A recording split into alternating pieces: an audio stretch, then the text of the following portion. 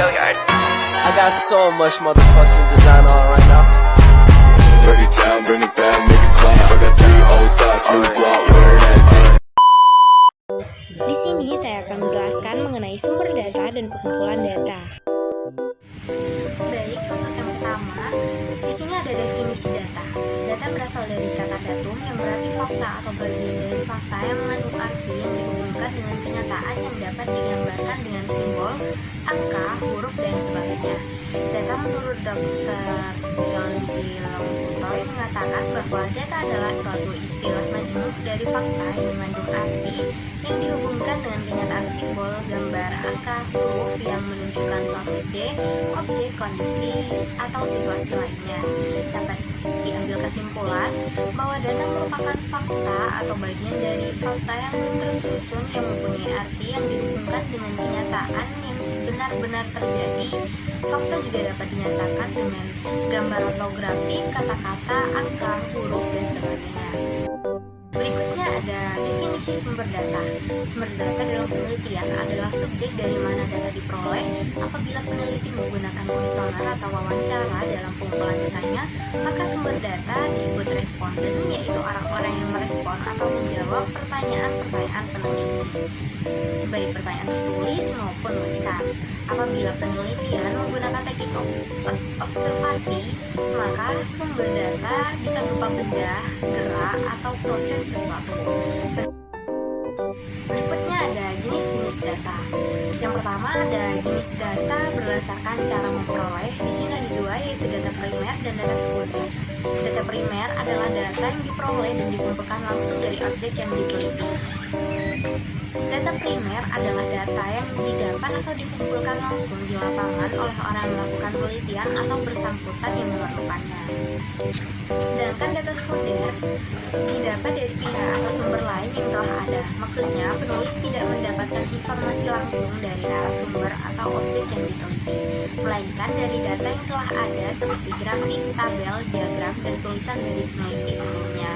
Data sekunder digunakan untuk mendukung informasi primer yang telah diperoleh, yakni dari bahan pustaka, literatur, penelitian terdahulu, buku, dan lain sebagainya. Kemudian selanjutnya yaitu jenis data berdasarkan sifat. Itu terdapat 2, data kualitatif dan data kuantitatif.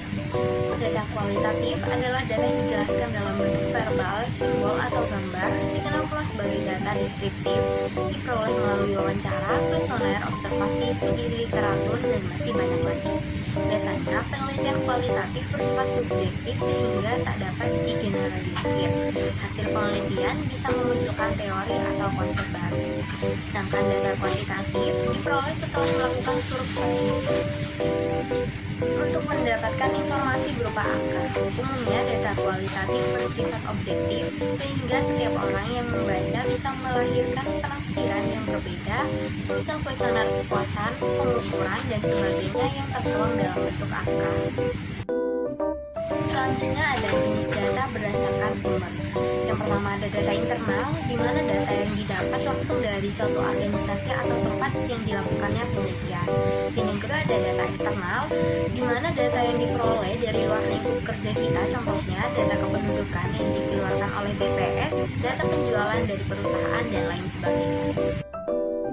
Dan yang terakhir ada jenis data berdasarkan waktu pengumpulan. Yang pertama ada data cross-section. Data cross-section merupakan data yang diambil pada suatu periode tertentu sehingga dibutuhkan data di waktu lain jika akan melakukan perbandingan. Yang kedua ada data berkala. Data berkala data yang diambil secara kontinu dari waktu ke waktu yang ditentukan untuk mengetahui perkembangan objek yang sedang diamati atau diobservasi. Kemudian diamati perubahan dari setiap periode guna membuat perancangan dan pengambilan keputusan. Selanjutnya ada teknik-teknik pengumpulan data. Berikut ini merupakan teknik pengumpulan data menurut Sugiono 2017. Yang pertama ada observasi atau pengamatan. Teknik observasi artinya melakukan pengamatan dan pencatatan secara sistematis mengenai gejala yang tampak pada objek penelitian. Observasi ini tergolong teknik pengumpulan data yang paling mudah dilakukan dan biasanya juga banyak digunakan untuk statistika survei. Misalnya, meneliti sikap dan perilaku suatu kelompok masyarakat. Dengan teknik observasi, peneliti biasanya terjun ke lokasi yang bersangkutan untuk memutuskan alat ukur yang tepat untuk digunakan. Yang kedua ada kuesioner atau angket. Teknik yang kedua ini artinya teknik pengumpulan suatu data dengan cara memberikan seperangkat pertanyaan atau pernyataan kepada orang lain yang berperan sebagai responden agar dapat menjawab pertanyaan dari peneliti.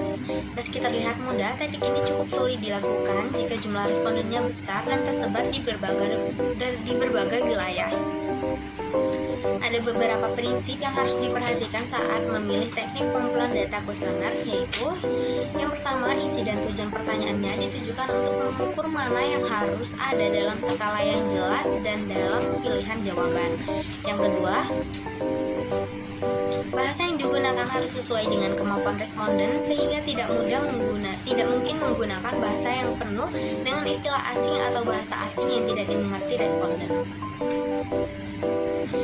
Dan yang ketiga atau yang terakhir yaitu tipe dan bentuk pertanyaannya bisa terbuka atau tertutup. Terbuka artinya jawaban yang diberikan bebas, dan tertutup artinya responden hanya boleh memilih jawaban yang sudah disediakan.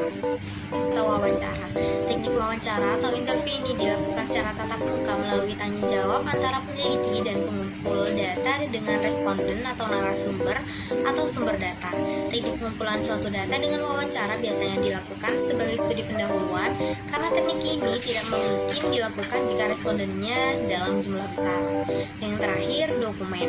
Teknik data yang terakhir adalah dokumen, yang mana penelitian mengambil sumber penelitian atau objek dari dokumen atau catatan dari peristiwa yang sudah berlalu, baik dalam bentuk tulisan, gambar, atau karya monumental dari seseorang. Bisa diambil dari catatan harian, sejarah kehidupan, biografi, peraturan, dan lain sebagainya. Materi yang terakhir yaitu penyusunan instrumen penelitian atau kuesioner. Menurut Margono 1997, langkah-langkah yang ditempuh dalam menyusun sebuah instrumen penelitian diantaranya: yang pertama, analisis variabel penelitian, yakni mengkaji variabel menjadi sub-penelitian sejelas-jelasnya sehingga indikator tersebut bisa diukur dan menghasilkan data yang diinginkan. Menetapkan jenis instrumen yang digunakan untuk mengukur variabel atau subvariabel dan indikatornya. Yang ketiga, peneliti menyusun kisi-kisi atau layout instrumen. Kisi-kisi ini bersikap lingkup materi pertanyaan, abilitas yang diukur, jenis pertanyaan, banyak pertanyaan, waktu yang dibutuhkan. Yang keempat, menyusun item pertanyaan. Peneliti menyusun item pertanyaan sesuai dengan jenis instrumen dan jumlah yang ditetapkan dalam kisi-kisi. Pengujian instrumen. Instrumen yang telah dibuat sebaiknya diuji coba digunakan untuk revisi instrumen. Misalnya, membuang instrumen yang tidak perlu, menggantinya dengan item yang baru, atau perbaikan isi dan redaksi bahasanya.